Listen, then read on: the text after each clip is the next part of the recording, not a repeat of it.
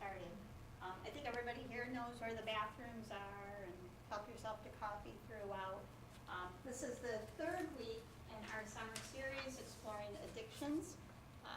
So Dr. Sandy Detman was here last week, Dan Pauls and Marcia Rapoli the first week, and then next week we have Priscilla Schaefer and Jacqueline Johnson from OR coming to talk on the importance of peer support and recovery. But tonight we have Anthony Muller with us. Is it Muller or Mueller? It's Muller. It's Muller. Yep, Awesome. you got it, nailed it.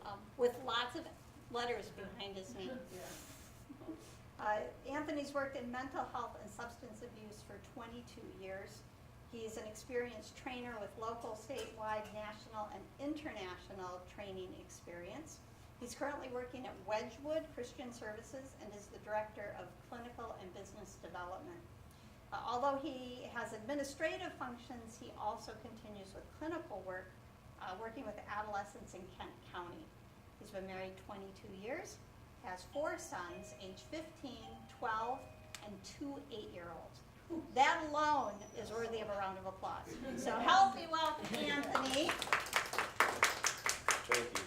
I just found out my 15-year-old just scored a goal about 15 minutes ago. They're playing Greenville, so we do school of choice to Sparta, so Sparta's playing Greenville today. So anyway, I'm Anthony, and I'm really happy to be here with you today.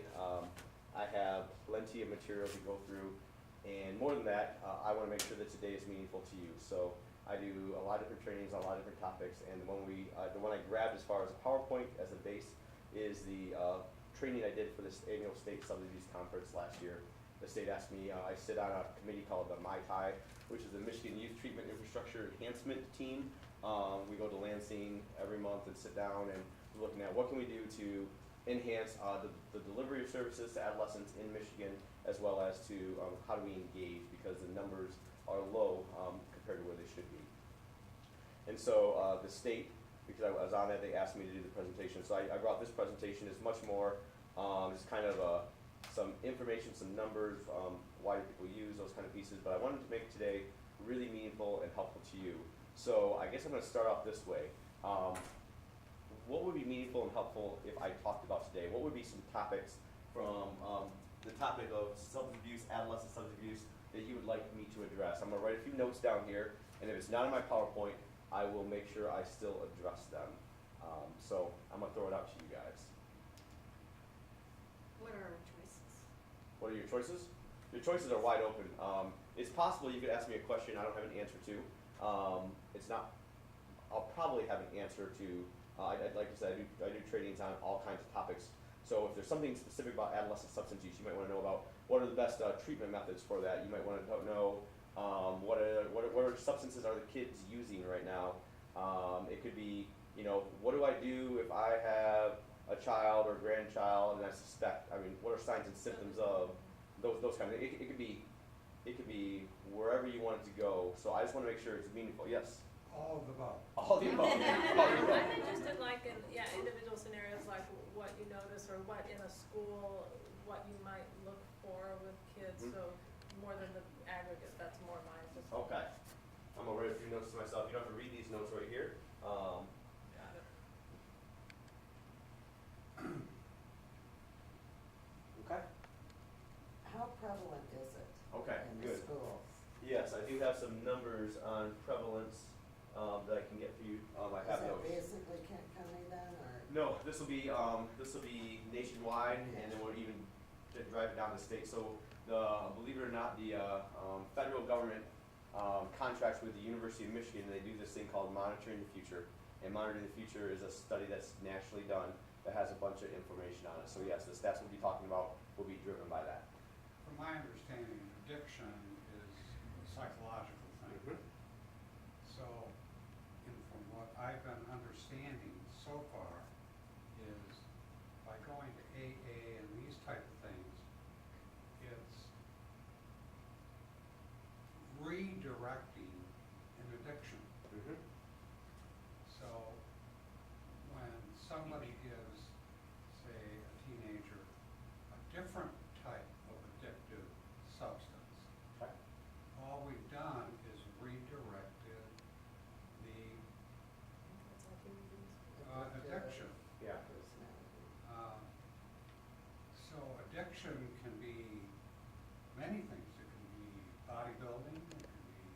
addicting, but these are not harmful to the person. So, are we directing, or trying to direct the people, let's say, to another addiction? Sure. Not harmful. Sure. So I will address that because you have some information right and some information I would probably offer a different thought process to. But it's a really good question on what do we do with people, how are we helpful, what can we do that's meaningful for them. So we'll address that. I'll address that in two ways. One, we'll talk about this idea of the cycle of addiction, and we'll talk about what drives addiction. And then before we do that, we're going to talk about something called the biopsychosocial model of addiction, because it's not just a psychological thing. There's a reason why I was not here last week for Dr. Detman, but when she talks about a medical intervention, there's a medical intervention because there is a physical component to addiction for many people. And that begins with the idea of tolerance and the increasing tolerance. So when someone uses something, so adolescents, they'll start off with alcohol and marijuana, and when they get to the place where they need to smoke more marijuana than they used to, it's because they're building tolerance. And why does that happen? We'll talk about dopamine, and we'll talk about, so what we'll try to do, we'll try to make a big picture discussion so that it makes sense at the end of it all too. So, good question.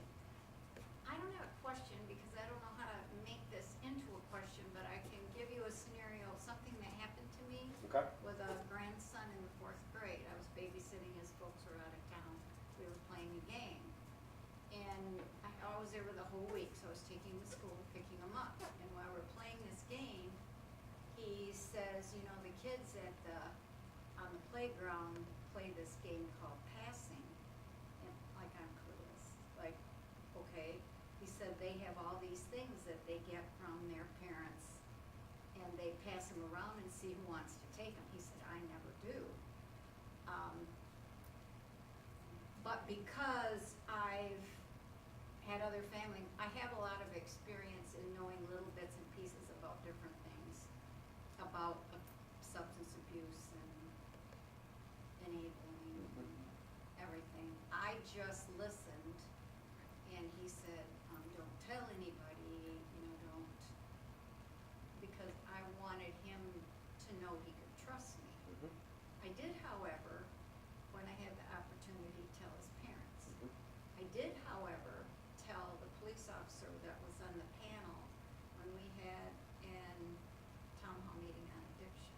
Because I think 4th grade, people do not understand that Right. 4th graders are dabbling, passing, experimenting, whatever. Or some who are, no doubt about it. And because I have a lot of little grandkids, I just try, I want to know how to help them if I'm in a position to do that in the right way. Mm-hmm. Does that even? That makes sense. Absolutely. Good, and we'll talk about some ideas for that. So what I'll do is I'll start going through some of these slides. I'm going to go fast forward through a few of them, but I want to get to this concept of dopamine. Why do people use? And then I'm going to build off of that, because I don't have the biopsychosocial PowerPoint that's out in my car, but it's not in this one. And cycle of addiction, I can draw those up pretty easy, and we'll go forward from there. And anytime today, we are open to just having a dialogue, so it doesn't have to be you just listening to me. What I want to talk about is that our substance use with our culture has shifted pretty drastically. So I've been in the field for about 22, 23 years, and I have been doing clinical work with adolescents that entire time.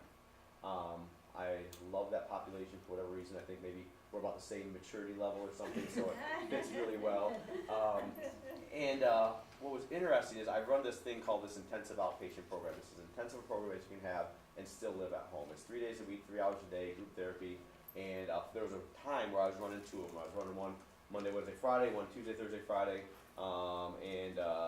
Slowly, probably about, 8 or 9 years ago, they started pulling me into administrative roles from being a therapist into this role as a clinical, or the director of clinical and business development. And they got to a place where they pulled me out completely. And that lasted for about 2.5 years, and I think I went half insane because I just missed the clinical work. That's why I came in the field. And when I came back in the field into doing clinical work about 4 years ago, 3-4 years ago, things had shifted pretty drastically. And when I look back, there had been a process for that. And we can talk briefly about how things have shifted, but when I first came in the field, for the first 15 years or so, our adolescents were using alcohol and marijuana, and that was about it. And they'd, oh, I'd never do this, I'd never do that, but yet over time, they were still having this progression that was happening. And there's this gap, and I don't need to use the word hard and soft like these drugs don't matter, because they do matter, but there was this gap in between, and people were still getting there. And then there's been a few things that have happened that have shifted in our culture. And one thing to know is that our adolescents, they take their cues, adolescents use drugs and alcohol, they get their values on substances by other peers who use drugs and alcohol. So what I'm basically trying to say is that our culture has shifted and it's not going to shift back. We're in a different place now than we were 7, 8 years ago. There's a reason why we keep hearing more and more about the opioid crisis. Well, it actually begins at an earlier age. It begins with our youth, and we have more of them using. And not only are they using alcohol and marijuana, they are using lots of stuff. Because what happened was there was these drugs that I kind of call the tweener drugs. You know, you had cocaine and heroin, really bad. You have marijuana, alcohol. Kids didn't think it was so bad. And then they started using things like ecstasy. They started. They have a substance called. They call it lean, but it's fermentazine. It's an opiate. It's a low-level opiate that you get when you have a really bad bronchial cold. And you go and you get this, and you're supposed to take a tablespoon of it, and then you go to sleep, and then you don't cough all night, and you wake up in the morning, you cough again, it helps you sleep.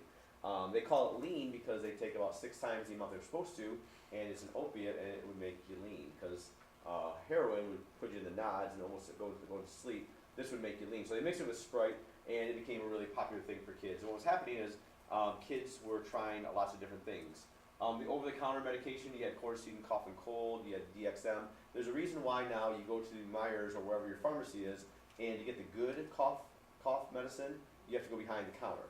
I'm glad you have to go behind the counter now, because what was happening is the kids were stealing these, and this went on for years before they started figuring out what it was and taking them, so they were much more difficult to get. But again, kids were beginning to see marijuana as not an issue because of medical marijuana, and seeing, oh, it's not such a big deal, it can be used as medicine. What else is okay? And they were trying lots of different things. Synthetic marijuana, this was big probably 7 years ago.